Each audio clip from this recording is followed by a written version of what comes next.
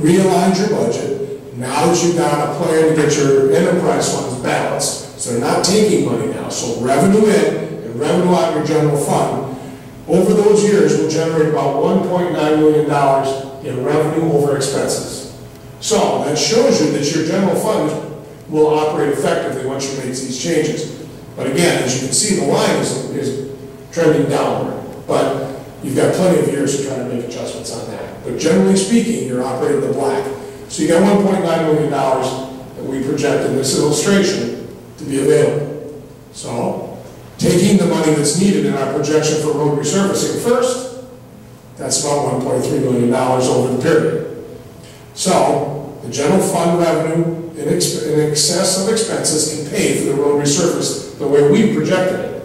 If you stretch that road program out over to 25 years or 30 years, again, your costs will start going down. So that gives you a little more room to play. Based on the traffic counting we've been doing in the police department and public works department, you have very low volumes on your streets, most of them. So they might be able to last longer. So in Graves Lake, we're on like a 17-year cycle. But that's based on our volumes and what our roads are like. So it tells you you can take care of that. That gives you about, over the period, about only $600,000 for capital expenses that are being generated within your budgets. You still got your fund balance that you're bringing in here. So you could use that as well towards your capital program over the next 10 years. But of course, as you know, once you use it, you lose it. This is what's happening within your regular operating expenses, your revenues and expenses over time. So you can certainly use your fund balance, but this tells you what you're really, if you will, earning in the course of your operations for capital expenses. Mike, can you go back a slide? Sure. Just to clarify for me, those dollar amounts on the graph are unspent general fund balances? Correct. They're not balances, those are just generated from operations. Okay. All right. So that tells you what's left after the dollars go out of the capital, or for roads. Is that the Christmas fund? So, here's, again, another way of looking at it. You're generating $1.9 million from your operations now, not subsidizing your enterprises. You need about 1.3 in our projection on the road. There's the $600,000 that you need. It's not a lot of money, about $60,000 per year. So that's just generating from operations, nothing with the capital dollars that you bring into the table when you start the forecast here. So what would be suggested initial steps to try and sort of set yourself up for a longer term view of the finances here? Certainly, we've been talking to Kelly and Trustee Dan a little bit about this when we met previously. We suggest that you set up your budget documents and your spreadsheets, that you certainly do that. You set it up in some way like we've done it. There's certainly a lot of other ways to do it, but to do the kind of principles that we talked about. And then you have a simple spreadsheet report to the board on a regular basis that shows you what you're budgeted, how you're tracking within your budget, and whether you're exceeding or whether your revenues are running excuse me, above budget, whether how your expenses are running. That be done on a quarterly basis against what you budgeted. You can take a look at your cost basis. There may be costs in this. I don't know the extent that you've gone to in your individual budget line items, but there may be savings within those line items. I know when we look at line items, there's always savings in there somewhere. We keep looking for them all the time. So you may find that those cost basis numbers may be too high here. If they are, of course, that's going to improve all the numbers. That's always the first place we look, because costs can usually be done and be adjusted.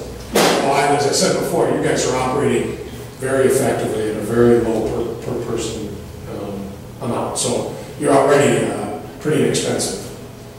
Again, the realigning, we talked about that. Again, separating your operating and your capital. Then you know your operations are generating revenue that you need in the right places. The capital is elective. You can do that later and decide that based on after you've got your services taken care of. Again, the same spreading costs like we talked. Spread the costs amongst the funds in some way with some formula so that there's a basis for it that's a regular basis that you can use. That's important because when you start doing a forecast, you're going to want to forecast something, and that should be based somehow on some formula. Again, develop a long-term rate plan for your enterprise funds. We talked about that. I mean, I think that's just good practice. You doesn't mean you necessarily have to enact it, but you're following it, you're looking at it, you're checking those numbers every year. Get the reserve balance numbers, the ones you feel comfortable with, what you feel good about, and then set that aside. That's your rainy day fund. Doesn't mean you can't use it for something if you run into some other thing that a really good opportunity that comes along. But generally, they're set aside for that time when you need it, when you don't, something happens you don't expect. Fixed assets, you need to make a list. It's all not all that complicated. You just make a list of those major assets and you figure out what their costs are and how often they got to be replaced and how often some major maintenance has got to be done on it. And we've got a 20-year projection on all that. If you'd like to use it, it's got a lot of costs in it. And we probably share some of the same kind of stuff. So we'd be happy to give you those lists and you can look at them to see if they work for you. Because we've done a lot of the cost analysis on a lot of those replacements and major maintenance. So be happy to share with you. Excuse me, so is that where you're thinking that you put in the cost for the water equipment replacement? Sure. It could be that, it could be a major piece of maintenance. Maybe the well pump needs a certain kind of maintenance periodically, so every 50 years or something. That's an expense, big expense. So you put the money aside for it based on your plan. So that's different money than what you did in the enterprise funds, or you're taking the enterprise funds and using it for those things? Yes, the enterprise fund projections we have money being contributed to the fixed assets. We don't have a list of those, so we just made an estimate on it. I mean, so do you literally think about them as not separate? Yeah. They're part of the operations, that's how we view it. They're part of your operating expenses. No, it's not capital. It needs to be in your operating costs because you need to do that work in order to keep your program. It's like maintaining a car. You know, you're going to do an oil change every, so many miles or every so months, and that's not really like saving to buy another car. Correct. That's different. Correct. Although you may set aside for that too. Who knows? This might address your question, George. In the operating funds we'll take for water, they deduct or plan for X amount of expense or percentage every year that comes out of that operating side and goes to the capital fund side. For example, let's say the water side, just for a figure, is $100,000 a year, and that's in their budget plan. 2.3% approximately, I think is what Grace said. Of that $100,000 goes to the capital fund every year. Out of the operating fund to the capital fund. They handle those long term. And the operating fund is the enterprise fund? Correct. And, okay, so that's just for operating, and then there's a different amount that we put aside? What we're proposing is that the 2.3. That's going to cover your plan. You won't really know what it is on fixed assets until you have a list, but so we made an estimate. What about things that aren't in either of these enterprise funds, like replacing the roof in the village hall? We assume that in your general fund. Oh, okay. So the general fund also, besides the enterprise, so the general fund budget also has a reserve in it. That would be under fixed assets and in your budget, and if you look at your the budget we gave you, we took all this and we translated your line items into a budget document. It's in your book, and you'll see a line that says fixed asset contribution. Okay. That's what that is. Okay. And it's just a rough guess at this point. Okay, thank you. So again, long-term financial forecast, again, pretty important, we think. You want to have an understanding of where your capital and operating spending is going.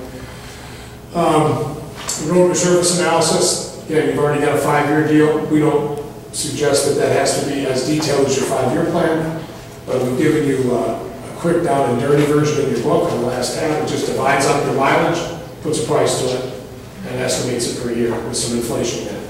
And if you think you can go longer in your cycle, that'll of course help you with your costs. Okay. Now, let's say the village decided this year, next year, whatever, the next few years, that there's another goal we have. There's an improvement we want to make to the village. How do we incorporate that into our... One good thing to do, and I think we have it on our list, I just didn't talk about, is you need to have a little bit of a capital plan. So it's where your general funds can go. So whether you have a fund balance, which you could use for some opportunity that came along, depending on the revenues you're getting, and revenue expense, you could borrow the money and pay it from the revenues you got. You don't have a lot of revenue coming in and going out here based on what we're looking at.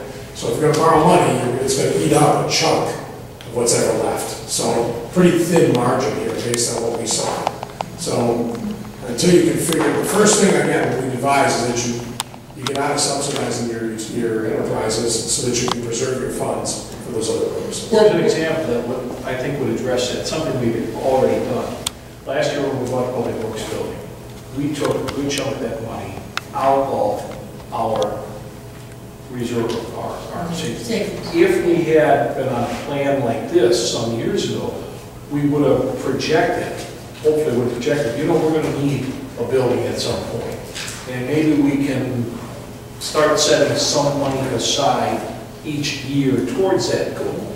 That way we would have done it, we would set it aside. Now we might not have had enough, we might have saved it long enough, we might have had enough to pay for the project up front. But what we've been lacking, and I understand how we got this far, it's really been problem, but what we've been lacking is that long-term, here are the sorts of things we want to do, and here's how we can reach that. Now, I'm sorry. Talking about the building that we bought, we pay on that loan every month. Now, that has a life, and when that's gone, then that money is available to do something else. Correct.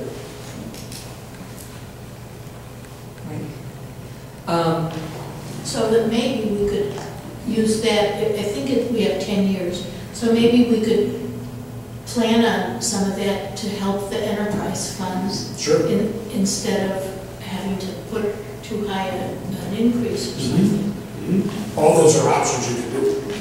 But then we could also turn around and take some of that money that we're not spending on paying for the building and put it towards things that may need replacing in the building itself, like a roof or a garage door or something like that, rather than... But if we're already doing the practice over the years, then that money is already there for those repairs. That should help. Yeah, you should be able to take care of a thing like a roof replacement. You may be catching up right now, but once you get it in there, you put that on your fixed asset list, and then the funds will be there when you need it. That's the theory. Sometimes you miss. I mean, you didn't have the cost. I think this is all very doable. I would say that the one big question that we've kind of explored and done some research on, and I don't know that we really have the money to spend right now to do as fancy as we thought, but there's still a practical reason. Our street lighting, we have the mercury vapor lights, Yeah, it would be nice to get some very attractive street lighting. It's expensive, very expensive. Expensive to operate too. Yeah, but if we decide we're not going to do it because we can't afford it, which may very well be the case, that we can't do it unless something magical happens or a grant falls in our lap that has substantial money, I'm still concerned about replacing the mercury vapor fixtures, because now we're having them where they're really starting to fail and there's more replacement parts. And we also may be able to get some help with replacing the fixture. We won't have something pretty and it won't be as involved, but at least is it a better functional light. So we're going to have to struggle with that. Right. So that's one thing we're going to have to think about. There are a lot of things we're going to have to struggle with, and developing this plan is not going to be simple and overnight. Yeah. But we're going in the right direction. The good thing, and this goes back a number of administration, is that we've been working with a balanced budget, we've been putting money in the bank, and we've been able to do projects without going in the hole. And so I want to congratulate Ted and past board members and mayors. You got us to a good point. Now we've got to take it a step further. And I want to thank Mike and Derek for developing their willingness to continue helping, because I've got them on speed dial.